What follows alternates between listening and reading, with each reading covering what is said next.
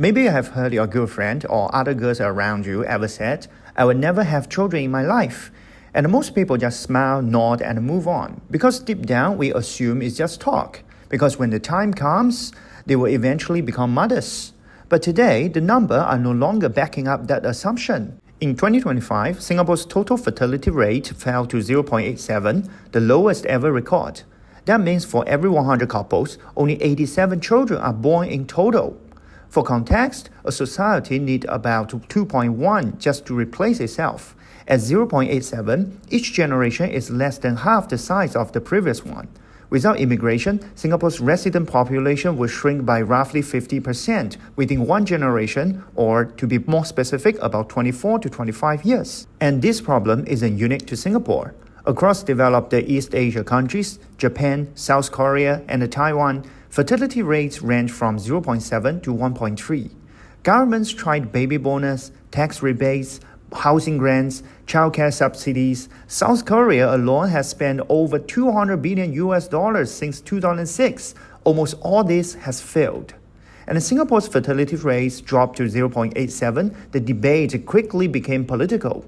Some argue that the leaders like Lawrence Wong and Indranee Rajah are childless, and therefore the wrong people to lead family policy.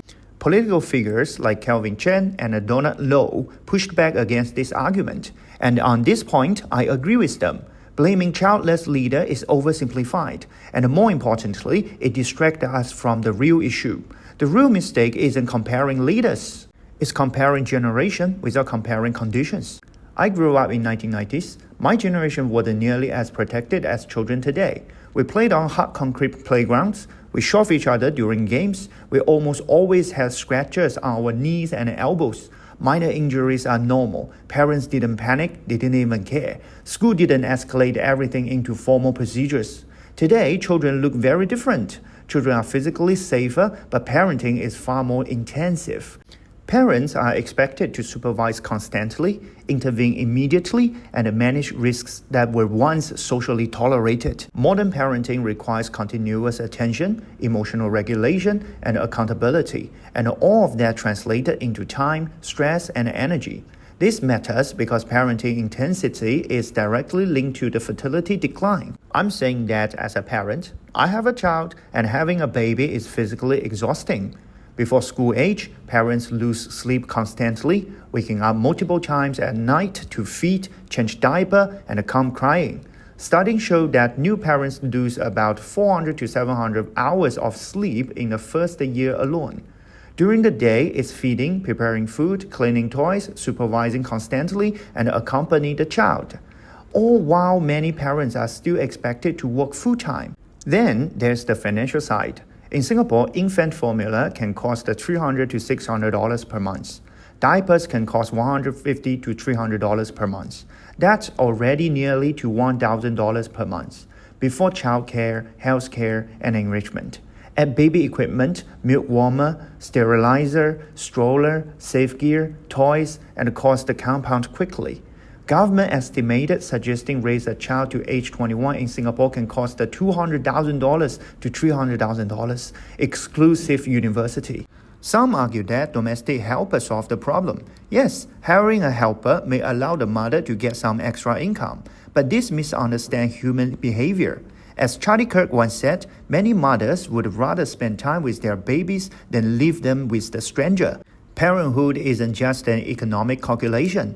It's emotional and deeply personal. Policy that ignores emotional reality always fails. I don't have a formal survey for that, but from the girls I know, many say they would never have children, not because they hate family, but because they are afraid. Afraid of losing career momentum, afraid of financial strain, afraid not to coping. Humans have reproduced for thousands of years. The desire for family hasn't disappeared. That change is that parenthood has become a high-risk, irreversible decision. So, is there any developed country that did better? Yes, there is. The clearest example is France. For decades, France maintained a fertility rate between 1.8 and 2.0, far higher than most developed economies. Even today, after recent decline, it remained above many peers. France didn't succeed because of culture or moral preaching. France changed the system. It invested heavily in universal childcare. It provided long-paid parental leave. Crucially, having children did not permanently destroy women's careers. Family benefits in France amount over 3% of the GDP, compared to about 1 to 1.5% in many Asian countries. The message wasn't having more babies. The message was having children won't ruin your life. That is the real lesson. People don't fear babies, they fear irreversible downside. At 0.87, fertility collapse is no longer about values or attitudes. It is system failure. Until society are willing to absorb the risk of parenthood, no amount of incentive, slogans, or moral pressure will reverse the trend. If we want families, we must first make parenthood survivable.